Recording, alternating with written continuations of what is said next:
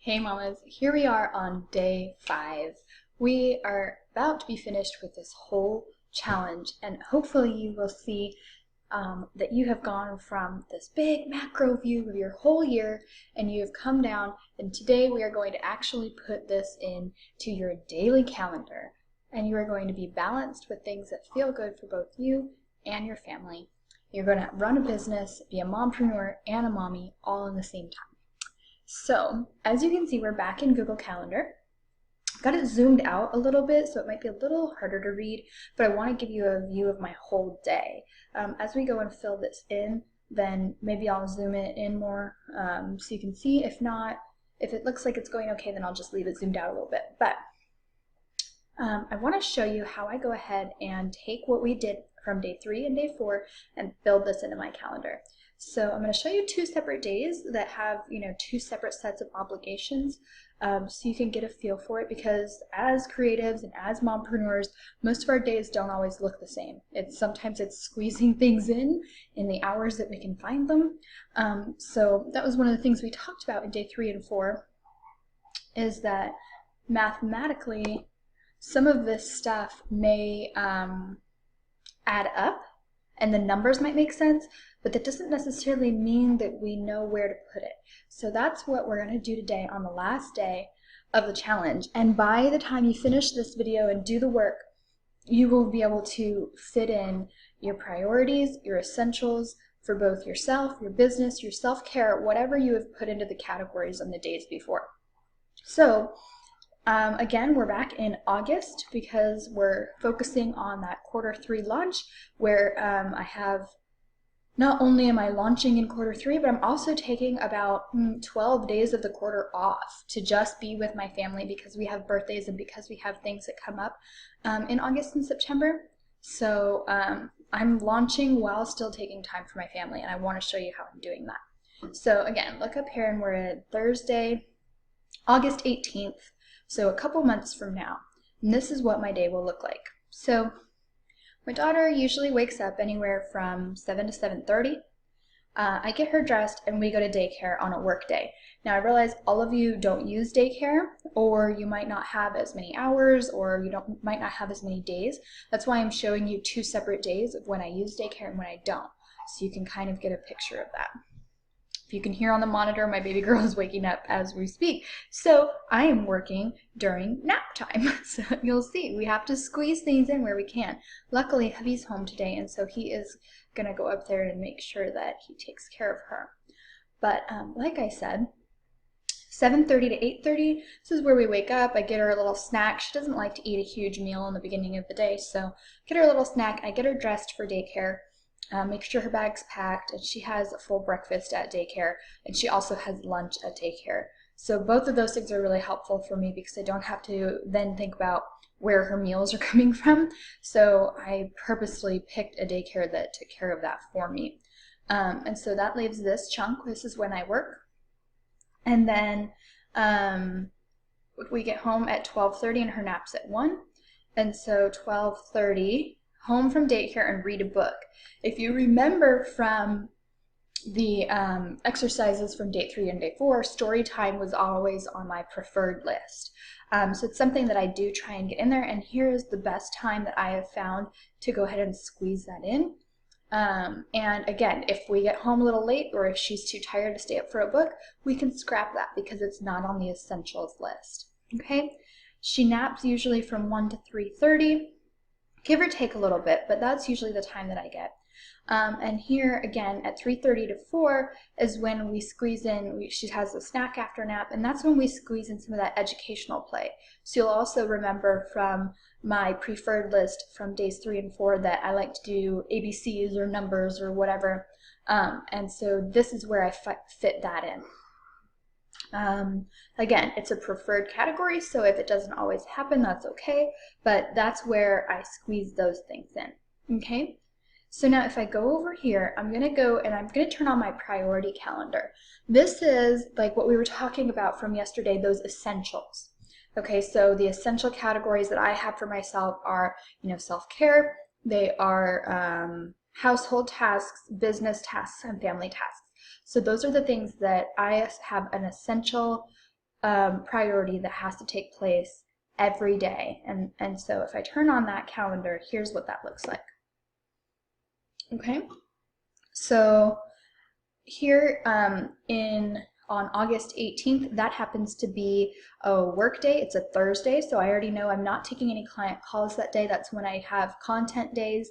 And on that day, I have blog post 15 and 16 scheduled for my launch. Remember, I'm launching in September. I go live on the 14th. So on August 18th, almost a month before my launch, this is when I'm writing blog post 15 and 16 of my, whole launch campaign. Okay, and so during nap time, I come over here, and one of my priorities for the day, my essentials that has to happen, is yoga from 1:30 to 2:30, an hour of yoga. Now I build this into nap time, so I'm using that time is doing double duty for me.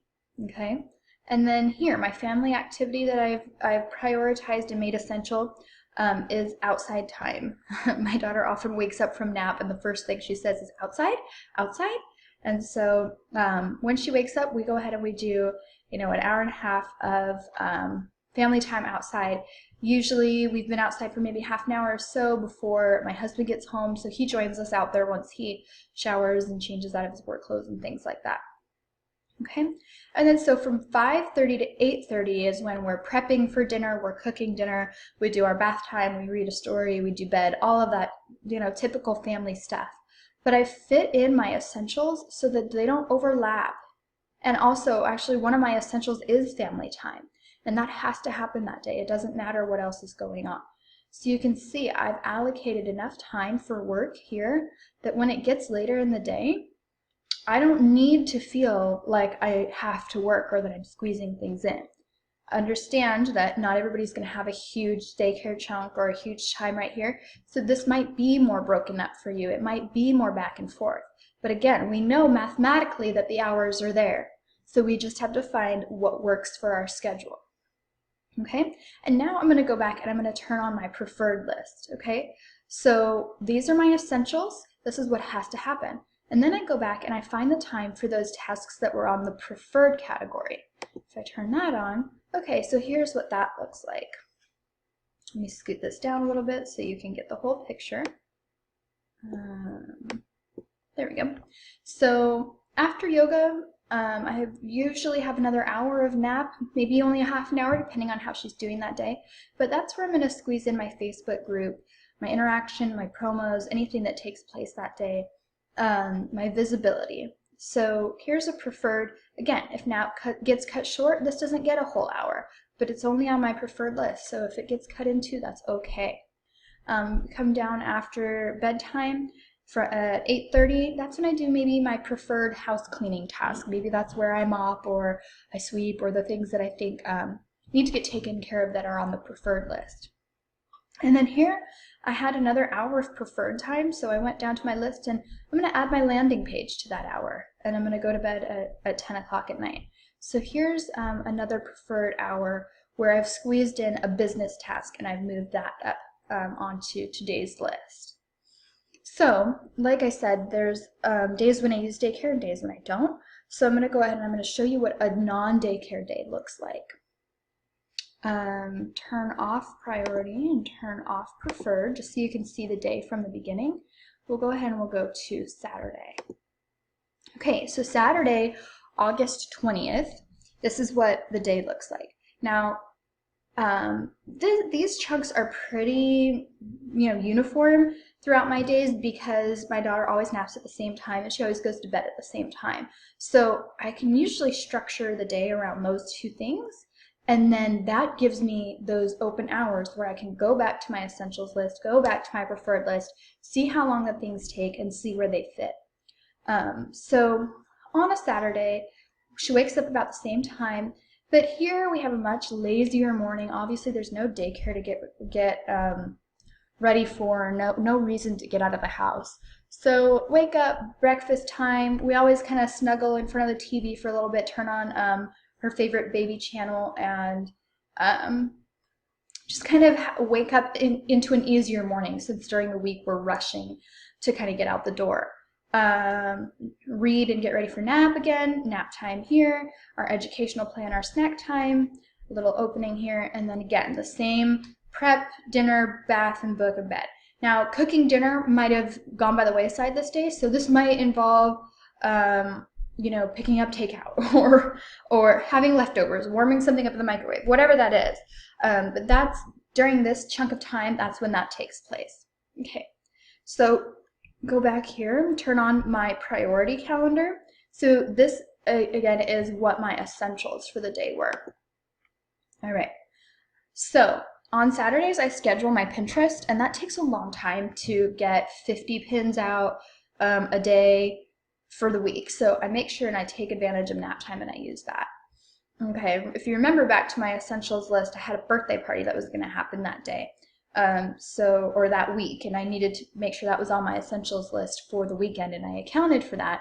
So I didn't schedule my Pinterest for the morning because I knew that that birthday party was going to take place. So I had to shift a little bit, and I had to move it down more to nap time. So the birthday party is taking place here. I'm going to work during nap and schedule some Pinterest. And then again, our family time is going to be the other priority, and that takes place after nap. So those are my 3 essentials for the day. Go ahead and turn on my preferred tasks again for the day. And there is some overlap here. While we're waking up and doing maybe our relaxed morning, maybe I sneak away for an hour. Hubby takes care of little one and they get breakfast or they watch a TV show or whatever they do for the morning, and I go ahead and I do my yoga here. Now, if we're just having such a great time snuggling, or we're just playing really well that morning, maybe because this is on my preferred list for the day, maybe that goes and slips somewhere else, or I just don't do it for the day. Okay, and scoot down calendar again a little bit, and you could see again I have maybe after bed I have that preferred task around the house, and then I'm also going to try and have an hour of just date time. Maybe we watch one of our favorite shows together. And again, those are preferred. Say the whole day went to hell and baby took 1 hour nap and Pinterest has got to get moved down here and things have got to shift around a little bit. That's entirely possible because I've designated my essentials, I've designated my preferred, and I've figured out the time slots where everything can go. So this is the end of the challenge, and you can see how we went from here's where we started, right? And we had all of these calendars on. Turn everything back on. And we had all of this stuff that was shown here. That's the one I'm missing. Okay, that's what we started with. Remember, it was so big and it was so overwhelming and so scary. And yet we took it down and we got it to this. So I really hope that you've gotten a lot out of this challenge. I know when I go through this type of exercise with my clients, they always say that they get so much value from it. A lot of this stuff we know in our head, but it takes actually breaking it down into the steps and breaking it down and seeing how it actually works and how the numbers work, and that it really is possible if we can just find the right spots. So I just hope this challenge has opened your eyes to a new way of kind of looking at your time, and the fact that being a mompreneur is so overwhelming and there is so much that we have to try and get done. But if we think about our deadlines, if we think about the things that are important to our years and the time that we want to take off, and we take that off from the get-go, and then we get down into the essentials and the priorities, and then we figure out where those go on our days, we really can make sure that each and every day feels balanced.